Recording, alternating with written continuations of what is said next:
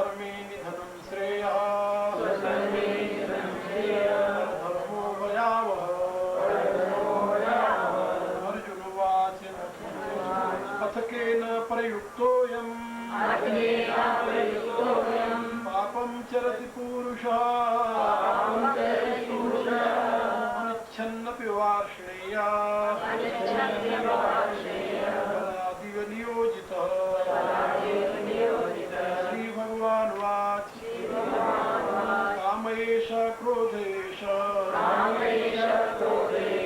रजोगुणसमुद्भवः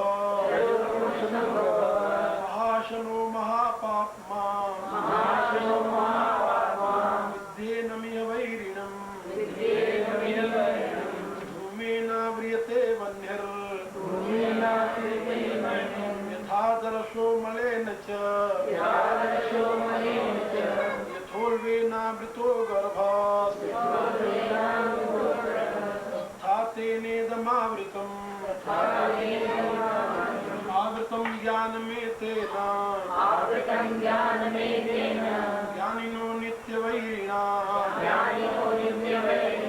कामरूपेण कौन्तेय दुष्पूरेणानलेन च इन्द्रियाणि मनोबुद्धिर्यस्याधिष्ठानमुच्यते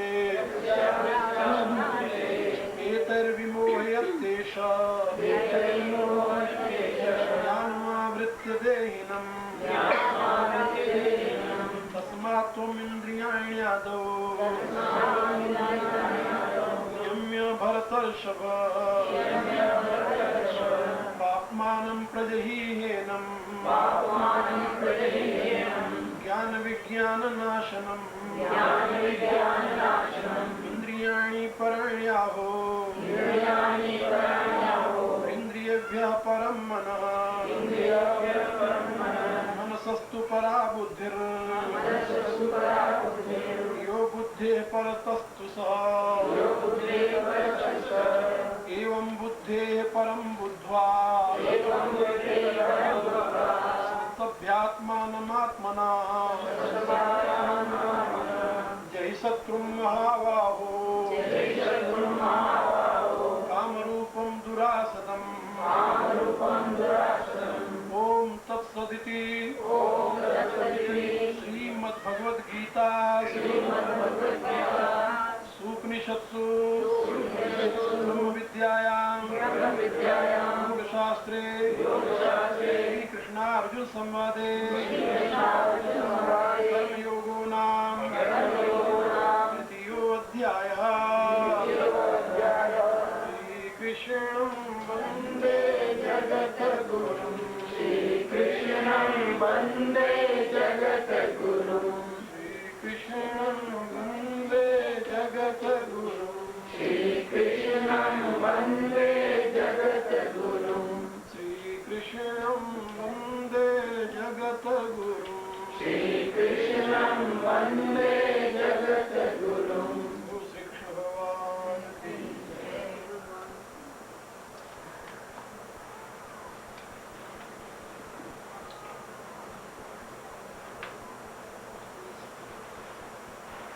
As you know, I will give my talk in Hindi, and sometimes I will explain some in English too, because whatever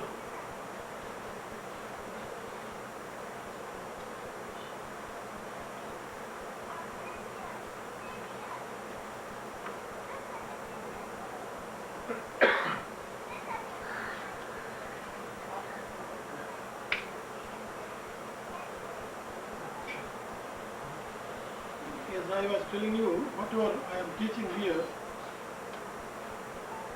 it was collected by your disciples, and they always give a book for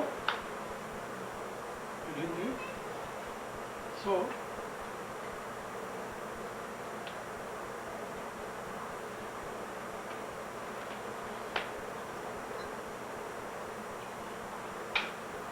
but I think that you will enjoy sound.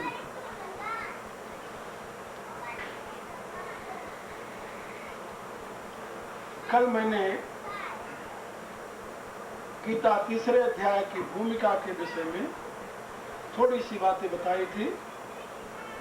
दूसरा अध्याय भगवान का मुख्य संदेश है, जिसमें उन्होंने दो प्रकार की बुद्धियों की चर्चा की थी, सांख्य बुद्धि और योग बुद्धि।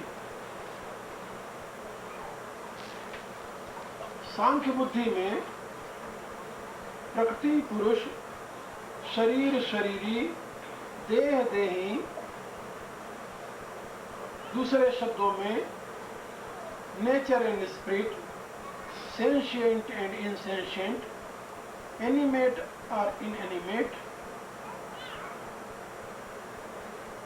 the two ultimate reality, two facets of one ultimate reality, Lord declared. भगवान ने इन दोनों के विषय में अच्छी प्रकार से समझाया और उसमें उन्होंने बताया कि ये जो शरीर और शरीरी का ज्ञान है, this knowledge about sentient and insentient is called सांख्य। इसको सांख्य बुद्धि कहते हैं। और इसके अतिरिक्त एक योग बुद्धि है, अर्जुन, जो मैं तुमसे कहूंगा, क्योंकि इस ज्ञान को हमें समझना है केवल, इसको हम किसी भी प्रकार से प्रैक्टिस में नहीं ला सकते। शरीर नाशवान है, आत्मा अविनाशी है, इतना ज्ञान यदि हमें हो गया तो इस ज्ञान को हम प्रैक्टिकल लाइफ में कैसे लाएंगे? If we become aware about these two facts, that body is changeable and our soul is unchangeable, then what such knowledge will fulfill our purpose? How such knowledge we will put in our practice? How? There is no any way. This knowledge is only for understanding. We can understand this reality only. And understanding of this reality is called Sankhyanistha. And Lord taught that this is the Sankhya philosophy. This is the theory of causation, that's called Satkaryavad in our language. ये सांख्य philosophy है, इसको सत्कार्यवाद कहते हैं। इस यथार्थ को समझ लेने के पश्चात अब आपको किस प्रकार का जीवन जीना है, how we can lead our life, इसके लिए अब हमें योग बुद्धि चाहिए। इस योग बुद्धि के द्वारा जिस प्रकार के कर्म को हम करेंगे, उस कर्म का नाम है धर्म। फिर से आप लोग समझ लें, योग बुद्धि के द्वारा जिस प्रकार के कर्म में हम प्रवृत्त होंगे, जिस प्रकार के कर्म का हम अनुष्ठान करेंगे,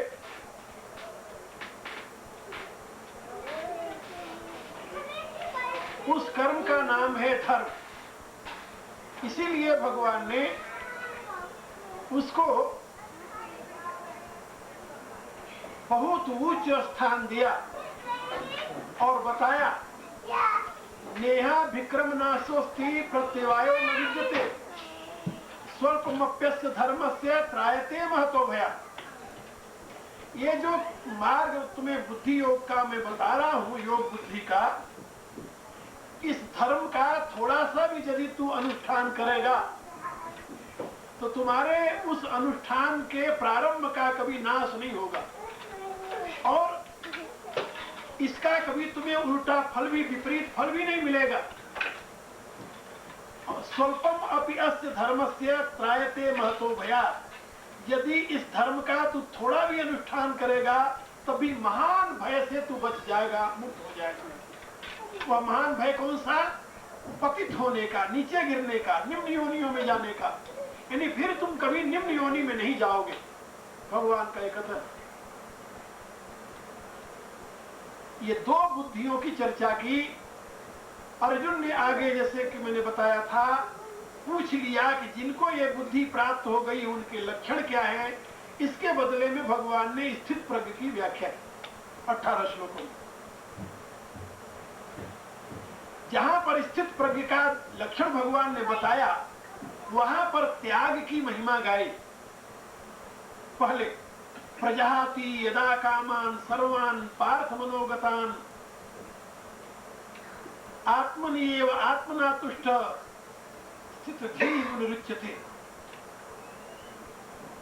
जो समस्त कामनाओं को पूर्ण रूप से अपने अंतर से त्याग चुका है, जो अपनी आत्मा से ही अपने आप में संतुष्ट रहता है, उसे स्थित बुद्धि वाला व्यक्ति कहते हैं। कुछ श्लोकों में भगवान ने पूर्ण रूप से कर्म की, कामनाओं के त्याग की बात कही। आखिर में चल करके कर्मयोग की विधि बताते हुए भगवान ने बताया, जो लोग राग द्वेष वियुक्तस्तु विषयान इंद्रियश्चरन् आत्मस्य विधेय आत्मा प्रसादम अधिगच्छति। जो राग और द्वेष से रहित होकर के, विमुक्त होकर के इंद्रियों का प्रयोग विषयों में करते हैं, इंद्रियों के द्वारा विषयों का प्रयोग करते हैं, व्यवहार में लाते हैं, फिर संसार का व्यापार करते हैं, उनकी इस क्रिया से उनका चित्त प्रसन्न होता है। और प्रसादे सर्व दुखानां महान रसोपजाय से प्रसन्न चेतसो यासु बुद्धि पर्योतिष्ठित। वो प्रसन्नता जो है वो उनके समस्त दुखों को भस्म कर देती है और उनकी बुद्धि स्थिर हो जाती है। इसमें भगवान ने कर्मयोग की विधि बताई।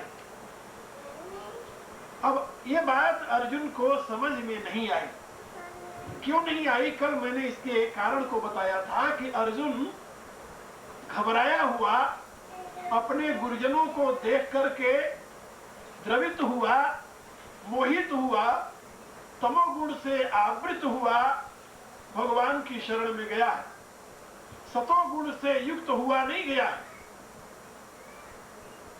यदि वो किसी जिज्ञासु की तरह सात्विक संस्कारों से युक्त होकर भगवान की शरणागति लेता, उसके मूल में संसार के प्रति विरक्ति होती, तो भगवान का उपदेश समझ लेता। क्योंकि कोई इतना कॉम्प्लिकेटेड उपदेश नहीं, बिल्कुल स्पष्ट है दूसरे अध्याय में।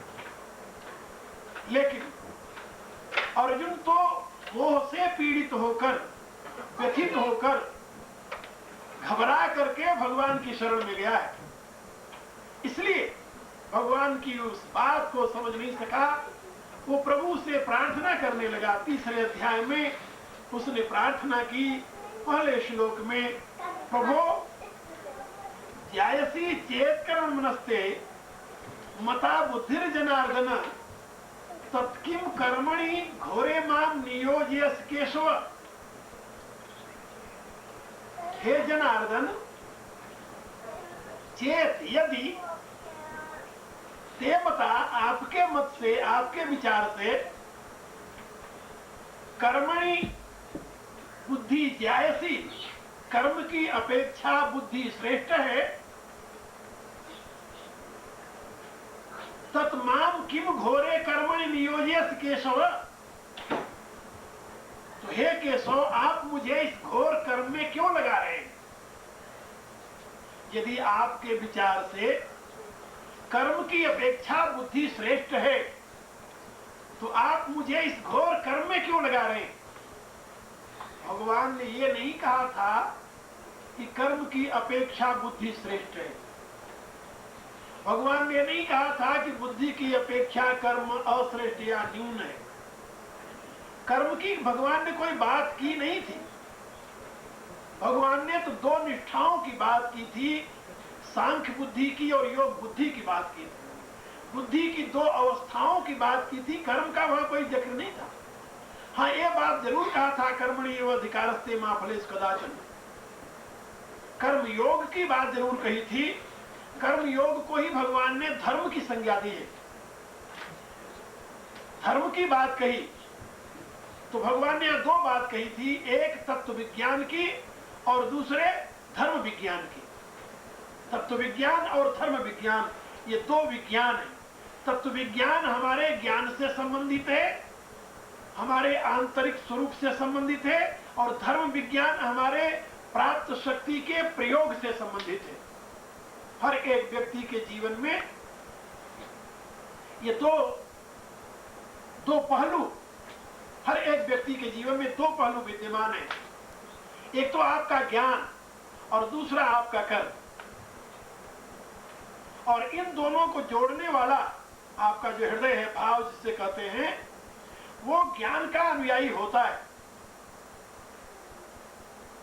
कर्म का प्रेरक और ज्ञान का अनुयायी, यह है आपके भाव का स्वरूप, आपके भाव की स्थिति। भाव तो आप लोग समझ रहे हैं, जैसा जानते हैं वैसा ही मानते हैं, जैसा मानते हैं वैसा करते हैं। तो क्रिया जो है वह आपके भाव पर अवलंबित है, भाव जो है वो आपके ज्ञान पर अवलंबित है। तो ज्ञान को, क्रिया को जोड़ने वाला जो है वो भाव है बीच में। वो जो भाव है वो बुद्धि से संबंधित होने के नाते, योग बुद्धि से संबंधित होने के नाते उसको बुद्धि योग कहा गया है। और ज्ञान जो है, क्योंकि वो तत्व से संबंधित होने के नाते उसको सांख्य योग कहा गया है, ज्ञान योग कहा गया है। क्रिया उसका परिणाम। अर्जुन कहता है कि ये बात मेरे समझ में नहीं आई केशव। यहां पर भगवान के लिए दो शब्दों का प्रयोग किया है अर्जुन ने, जनार्दन और केशव। पहले अर्धाली में उसने जनार्दन कहा, जैसी चेत कर्मणस्ते मता बुद्धि जनार्दन। हे जनार्दन, यदि आपके मत से, ते मता आपके मत से, कर्मणा बुद्धि ज्यायसी, कर्म की अपेक्षा बुद्धि श्रेष्ठ है, बड़ी है, ज्यादा महत्वपूर्ण है, तत्किम कर्मणि घोरे माम नियोजस केशव। तो हे केशव, आप मुझे इस घोर कर्म में क्यों प्रयुक्त कर रहे हैं, क्यों लगा रहे हैं? तो भगवान के दो नामों का संबोधन किया है, जनार्दन और केशव। जनार्दन किसे कहते हैं? जनार्दन शब्द का सरल अर्थ होता है जन का अर्दन करने वाला।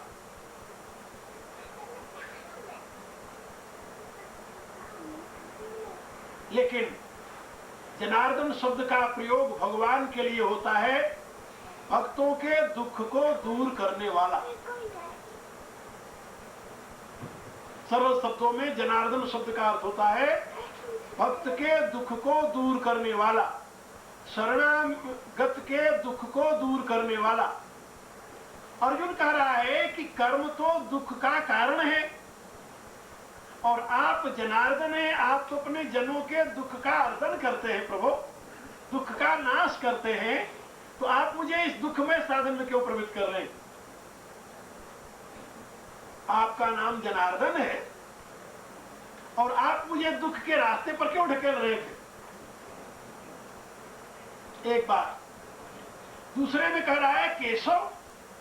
केशव शब्द का अर्थ होता है क, ई, स, व। केशव में 4 अक्षर हैं। शास्त्रकारों ने इसकी व्याख्या की है, बताया है केशव शब्द का अर्थ होता है ब्रह्मा, विष्णु और महेश्वर, इन तीनों का अनुशासन करने वाला, जो इन तीनों का अनुशासक हो। दूसरे शब्दों में स्थूल, सूक्ष्म और कारण, इन तीनों का जो शासक हो, इन तीनों का जो प्रभु हो, इन तीनों का जो स्वामी हो। मन, अहम और बुद्धि, या अहम, बुद्धि और चित्त,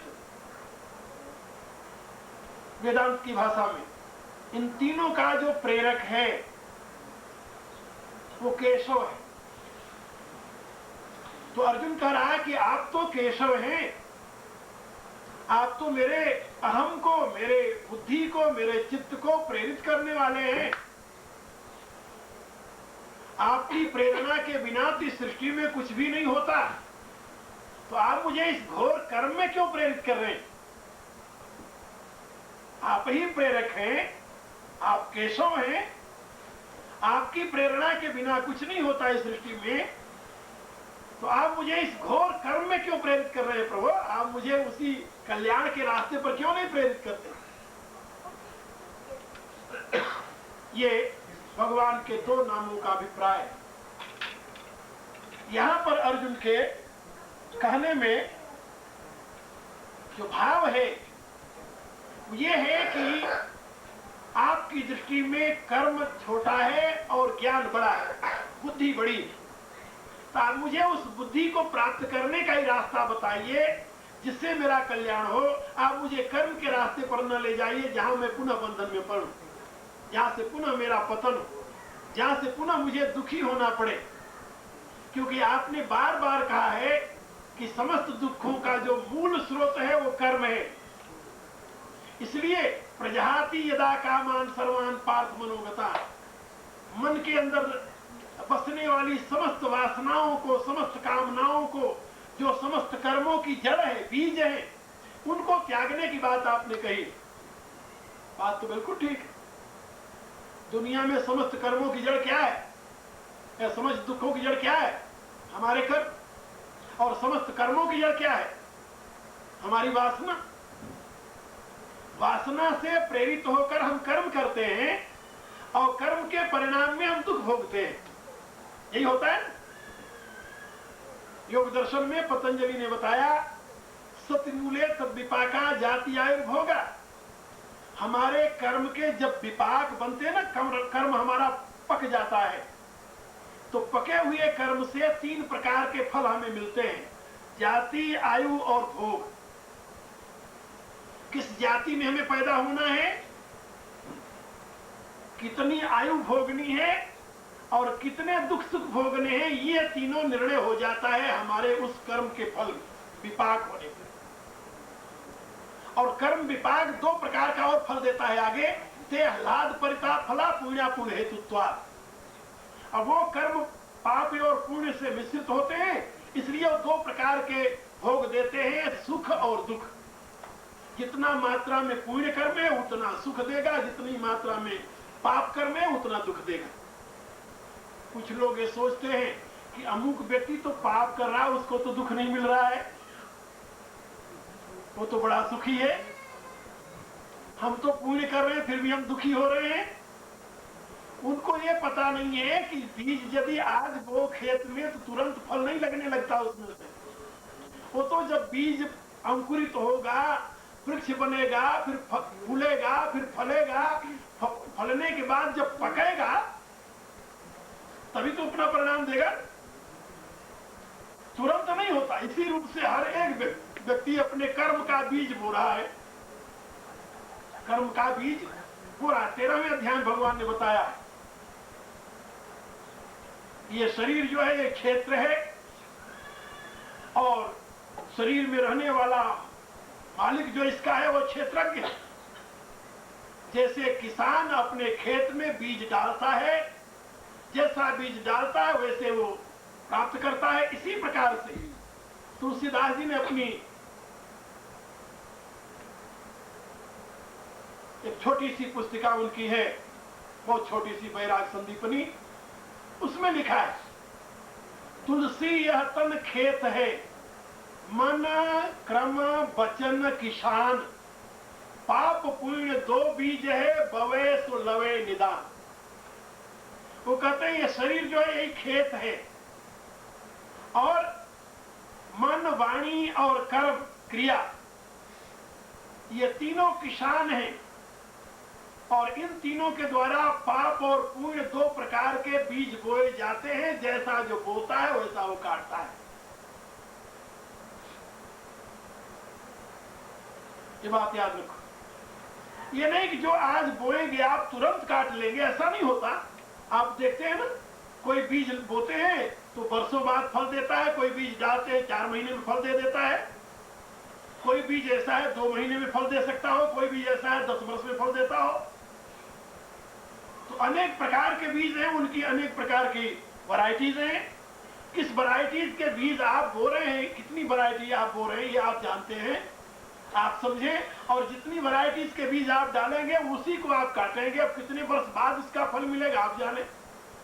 चाणक्य ने अपने नीति शास्त्र में लिखा है, अन्यायो पारिजितम द्रव्यम, पारिजिते द्रव्यम 10 वर्षाणि तिष्ठति। पाप से यदि कोई अन्न द्रव्य इकट्ठा करता है तो 10 वर्ष तक वो रहता है। प्राप्यते 11 वर्षे समूलम च विनश्यति, और 11वां वर्ष लगते ही अपने मूल को साथ लेकर वो समाप्त कर देता है। तो पाप की कमाई 10 वर्ष तक टिकती है। हो सकता है चाणक्य के जमाने में वातावरण ज्यादा शुद्ध रहा हो तो 10 वर्ष में ही फल देता हो, क्योंकि वो ज्यादा जमीन उपजाऊ होती है तो जल्दी फल दे सकती है। और आजकल लोग देख रहे हैं कि 10 वर्ष में पाप का परिणाम सामने नहीं आया तो 10 वर्ष में नहीं आया तो 15 सही 20 सही आएगा। तो जाता नहीं कहीं, जैसा बीज बोया जाता है वैसा परिणाम मिलता है। तो मैं आप लोगों को समझा रहा था कि कर्म के जो फल हैं वो आपके द्वारा किस प्रकार के कर्म किए जा रहे हैं इसके ऊपर अवलंबित है। और वो कर्म जो आप करते हैं उसमें वासना कारण होती है। वासना से कर्म, कर्म से फल, फल दुख सुख भोग के रूप में मिलते हैं परिपाक होने पर, ये बात याद रखें। और जिस वासना से कर्म में प्रवृत्ति होती है उसी वासना को दूर करने के लिए भगवान का कथन है।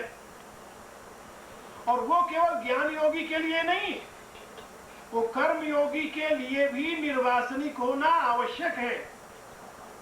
क्या समझे? केवल ज्ञान योगी के लिए नहीं, कर्म योगी के लिए भी निर्वासनिक होना आवश्यक है। यदि आप निर्वासनिक नहीं है, वासना रहित नहीं हुए, न तो आप ज्ञान योगी बन सकते हैं, न तो आप कर्म योगी बन सकते हैं। यही बात आगे बताएंगे भगवान। और निर्वासनिक बनना ये किसका परिणाम है? ये सद्बुद्धि का परिणाम है। चाहे आप में योग बुद्धि है, चाहे आप में सांख्य बुद्धि है, कोई भी बुद्धि यदि आपके पास आएगी तो आप निर्वासनिक बन जाएंगे। यानी धर्म बुद्धि है या विज्ञान बुद्धि है, तो में किसी भी प्रकार की बुद्धि का परिणाम निर्वासनिक होना है। और इन दोनों बुद्धियों की चर्चा भगवान ने की है। लेकिन अर्जुन इस निर्वासनिक के रहस्य को नहीं समझ पाया, इसलिए वो कह रहा है कि कर्म की अपेक्षा बुद्धि श्रेष्ठ। आप बता रहे हैं। एक बात और भी मैं बताऊं, कर्म की अपेक्षा बुद्धि श्रेष्ठ है, ये तो बिल्कुल जानी हुई बात है, समझी हुई बात है। कर्म की अपेक्षा बुद्धि श्रेष्ठ है। लेकिन इसका अभिप्राय नहीं कर्म की अपेक्षा बुद्धि श्रेष्ठ है तो बुद्धि के रास्ते पर तुम चलो। कौन सा बुद्धि का रास्ता अपनाओगे? बुद्धि क्या रास्ता है? बुद्धि का रास्ता अपनाने के लिए भी तुम कर्म करोगे कि और कुछ करोगे? बुद्धि के रास्ते पर चलने के लिए भी तो कर्म ही करोगे ना, साधन ही करोगे। कोई भी साधन करो, कुछ भी करोगे वो कर्म होगा। तो कर्म से रहित होकर बुद्धि के रास्ते पर जाने वाला कोई ऐसा मार्ग है नहीं।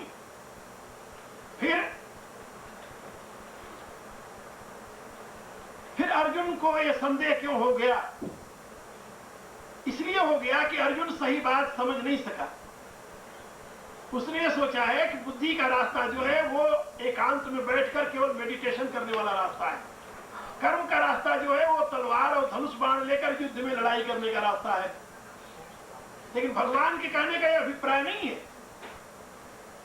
भगवान के कहने का अभिप्राय यह है कि जब तुम्हारी बुद्धि मोह रूपी दलदल से पार जाएगी तब तुम जो जानना चाहते हो और जो सुने हुए हो, श्रोतव्य से श्रुतस्य च, जो सुनना चाहते हो, जो सुने हुए हो, दोनों से तुम निर्वेद हो जाओगे, दोनों से ऊपर उठ जाओगे।